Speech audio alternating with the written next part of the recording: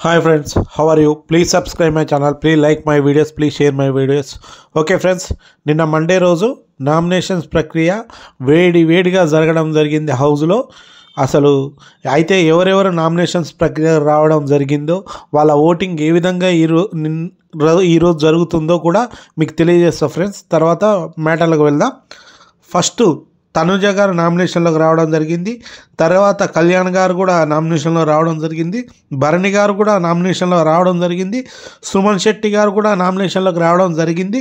సంజన గారు కూడా నామినేషన్లోకి రావడం జరిగింది. దివ్య గారు నామినేషన్లో రావడం జరిగింది. రీతు చౌదరి నామినేషన్లో రావడం జరిగింది. డిమాండ్ పవన్ కూడా నామినేషన్లోకి రావడం జరిగింది. గౌరవ్ కూడా నామినేషన్లో రావడం జరిగింది. నిఖిల్ ఫస్ట్ టైం నామినేషన్లోకి రావడం జరిగింది. నిఖిల్ కూడా. అయితే వీళ్ళ ఓటింగ్ ప్రక్రియ ఏ విధంగా ఉంది, లీస్ట్ ఓటింగ్ ఎవరు జరుగుతుందో కూడా అది మీకు తెలియజేస్తా ఫ్రెండ్స్. మొదటిగా ఎప్పటిలాగానే తనుజ గారు టాప్ 1లో ఉన్నారు. కాకపోతే ఓటింగ్ శాతం మాత్రం తగ్గింది. ఈమెకు 28% ఓటింగ్ నమోదు అవుతుంది తనుజ గారికి.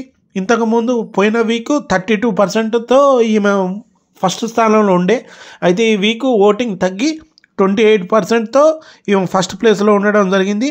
తర్వాత కళ్యాణ్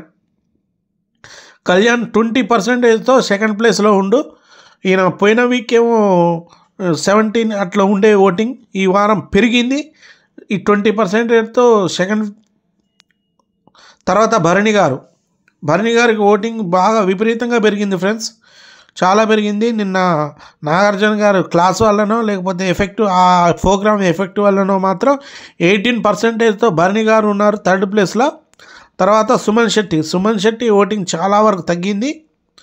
8% ఓట్లతో ఈయన ఉండడం జరిగింది సుమన్ శెట్టి గారు. తర్వాత సంజన గారు ఓటింగ్ కూడా పోయిన వీక్తో పోల్చుకుంటే ఈ వీక్ చాలా వరకు తగ్గింది. ఆమెది 7.50 ఓటింగ్తో సంజన గారు ఉండడం జరిగింది. తర్వాత దివ్య గారు కూడా అసలు ఈమెకు కూడా చాలా ఓటింగ్ తక్కువగా ఉంది. 6%తో దివ్య గారు ఉన్నారు. తర్వాత రీతు చౌదరికి కూడా చాలా ఓటింగ్ డౌన్ అయిపోయింది. ఈమె కూడా చాలా ఓటింగ్ తగ్గుతుంది ఫ్రెండ్స్, ఈమెకి 5%తో ఉంది. తర్వాత డిమాండ్ పవన్ కూడా చాలా వరకు తగ్గింది. 4.50%తో ఈయన ఉండు. తర్వాత గౌరవ్ 4%తో ఈయన ఉండు. తర్వాత నిఖిల్ 3.50తో లాస్ట్ ప్లేస్లో ఉండు ఫ్రెండ్స్. ఇది అన్అఫీషియల్ ఓటింగ్ మాత్రమే, అఫీషియల్ ఓటింగ్ కాదు ఫ్రెండ్స్. అఫీషియల్ ఓటింగ్ వచ్చేసి బిగ్ బాస్ ఫైనల్ ఉంటుంది. మనం చెప్పేది బిగ్ బాస్కి ఓటింగ్ చాలా వరకు దగ్గరగా ఉండొచ్చు. మాకు అందిన డేటా ప్రకారం మాత్రమే మేము అనలైజ్ చేసి చెప్పడం జరుగుతుంది. ఎందుకంటే ఇదే ఫైనల్ ఓటింగ్ కూడా కాదు. ఎందుకంటే ఇప్పుడు ఉన్న లాస్ట్ 4-5 స్థానాలు మ్యాక్సిమం వాళ్ళు దగ్గర. కాబట్టి ఎప్పుడైనా ఏదైనా ఒక చిన్న సంఘటనతో ఓటింగ్ మొత్తం మారవచ్చు, చాలా వరకు ప్రభావితం కావచ్చు. కింద ఉన్న వాళ్ళు పైకి పోవచ్చు, పైన ఉన్న వాళ్ళు కిందికి కూడా రావచ్చు.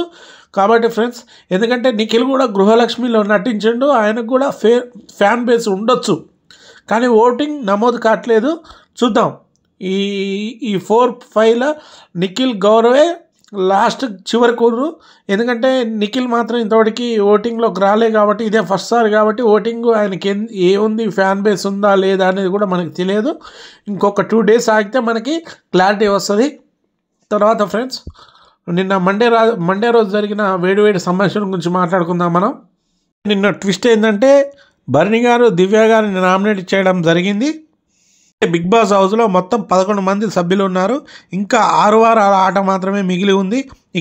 ఈరోజు మాత్రం 10వ వారం నామినేషన్స్ ప్రక్రియ భలే వేడిగా జరగడం జరిగింది. ఇందులో బిగ్ బాస్ కీలక నిర్ణయం తీసుకున్నాడు.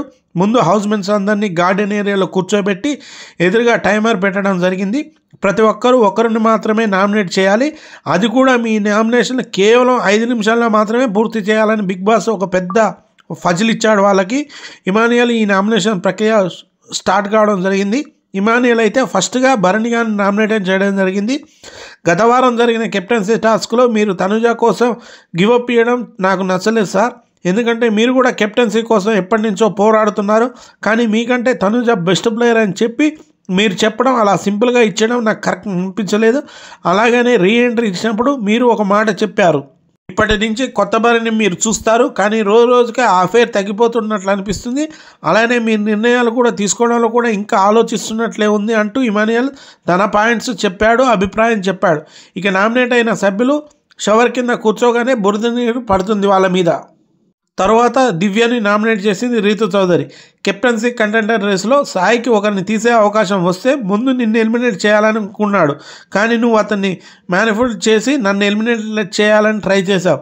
ఇలా నువ్వు గ్యాంగ్ క్రియేట్ చేసుకుని నువ్వు చెప్పిందే వాళ్ళు చేయాలనుకుంటావు. నీకు అవసరం వచ్చినప్పుడు బాణాల్లా వాళ్ళని వదులుతావు.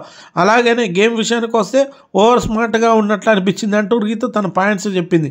ఇక దీనికి డిఫెండ్ చేసుకుంటూ నేను చెప్పినట్లు చేయడానికి వాళ్ళందరూ చిన్నపిల్లల, అలా నేను చెప్తే వినేయడానికి అంటూ దివ్య రీతు చౌదరి అంది. ఇలా ఇద్దరి మధ్య బాగా డిస్కస్ చేయడం జరిగింది. తర్వాత గౌరవ్ ఛాన్స్ రాగానే సంజన నామినేట్ చేయడం జరిగింది. హౌస్లో ఇప్పటివరకు మీ పర్ఫార్మెన్స్ ఏమీ లేదు, ఒక్క టాస్క్ కూడా మీరు గెలవలేదు, ఎమోషనల్ డ్రామా ఎక్కువైంది, అలాగనే స్పెషలిస్ట్ అనిపిస్తున్నారు అంటూ గౌరవ్ తన పాయింట్స్ చెప్పాడు. నెక్స్ట్ కళ్యాణ్ మరోసారి సేఫ్ నామినేషన్ చేశాడు. నిఖిల్ మిమ్మల్ని ఫస్ట్ చూడగానే మీరు చాలా టఫ్ కంటెస్ట్ అనిపించింది, కానీ మీరు మీ మార్కు చేరుకోలేకపోతున్నారు, మీలో స్టఫ్ ఉన్న కూడా బయటికి తీయడం లేదు అంటూ ఆయన చెప్పడం జరిగింది. దీనికి నేను ఇక్కడున్న ఎంతోమంది కంటే స్ట్రాంగ్గా ఆడుతున్నాను, మొన్న ఆడియన్స్ ఓటింగ్లో వచ్చిన లీడ్ బౌలర్లో కూడా నేను లాస్ట్లో లేను అంటూ నిఖిల్ కౌంటర్ ఇచ్చాడు. దివ్య గౌరవ్ నామినేట్ చేయడం జరిగింది. మొన్న కెప్టెన్సీ టాస్క్లో నువ్వు ఒకరిని సపోర్ట్ చేస్తున్నావు, ఆ పర్సన్ ఫస్ట్ రౌండ్లో ఎలిమినేటర్ అయిపోగానే నా పని అయిపోయిందని వెళ్ళి పక్కన కూర్చున్నావు, అది నాకు అసలు నచ్చలేదు. అలాగనే ఫుడ్లో నీ పోర్షన్ అడగడానికి ఎలాగైతే ఫస్ట్ ఉంటావో గేమ్ అర్థం చేసుకోవడంలో నువ్వు ఫస్ట్ ఉండవు అంటూ దివ్య తన పాయింట్స్ చెప్పింది. దీనికి గౌరవ్ స్ట్రాంగ్గా రిప్లై చేయడం జరిగింది. గేమ్ స్టార్ట్ అయ్యే ముందు మీరేం చెప్పారు, ఈ టైంలో నువ్వు సపోర్ట్ చేయి, నాకు టైం వచ్చినప్పుడు నేను సపోర్ట్ చేస్తానని చెప్పారు, కానీ అక్కడ మీ లక్ష్యం మొత్తం తనుజాని తీసేయడమే అనిపించింది అంటూ దివ్య గురించి చెప్పాడు. తర్వాత సుమన్ శెట్టికి నిఖిల్ నామినేట్ చేయడం జరిగింది. వైల్డ్ కార్డ్స్గా మీరు వచ్చే 5 వారాలు పూర్తయింది, కానీ ఇప్పటివరకు మీరు పెద్దగా ఆడింది ఏం లేదంటూ సుమన్ అన్నాడు. నెక్స్ట్ గౌరవాన్ని నామినేట్ చేసింది తనుజ.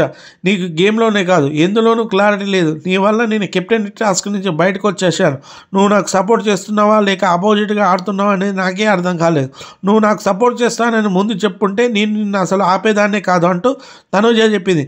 దీనికి గౌరవ్ అడ్డంగా వాదించాడు. అయినా నేను ఎవరికి సపోర్ట్ చేస్తాననేది నేను ఎందుకు చెప్పాలి, అది నా స్ట్రాటజీ అంటూ గౌరవ్ అన్నాడు. ఆ తర్వాత గౌరవ్ నామినేట్ చేశాడు డీమన్ పవన్. నేను రెబల్ కాదని తెలుసు కూడా నువ్వు నన్ను రెబల్ అని చెప్పి రేస్ నుంచి తీసేసేలా చేశావంటూ డీమన్ తన పాయింట్ చెప్పాడు. నెక్స్ట్ భరణి వచ్చి దివ్యన్ నామినేట్ చేయడం అందరికీ షాక్ ఇచ్చింది. నా గేమ్ నీ వల్ల పాడవలేదు, నేను నీ వల్ల బయటికి వెళ్ళలేదు అనేది నాకు తెలుసు, కానీ హౌస్మెంట్స్కి అది ప్రూవ్ చేయాల్సిన బాధ్యత నీ పైన ఉంది, నువ్వు నామినేషన్కి వెళ్ళి సేఫ్గా వచ్చి ఇది ప్రూవ్ చేయాలంటూ భరణి చెప్పాడు.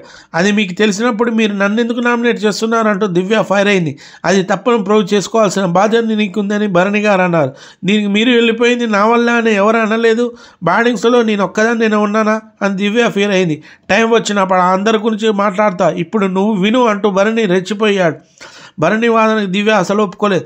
అసలు ఇది రీజన్ ఏంటి, ఆల్రెడీ దీని మీద సంజన గారు నన్ను నామినేట్ చేశారు, ఆ వారం నేను ఆడియన్స్ ఓటింగ్ ద్వారా సేవ్ అయ్యి ఆ వాదన తప్పని ప్రూవ్ చేశాను, మళ్ళీ ఇప్పుడు మీరు అదే పాయింట్ మీద నన్ను నామినేట్ చేయడం అని అడిగింది, ఇదే టాపిక్ ప్రాతివికి నడుస్తుంది అంటూ భరణి అన్నాడు.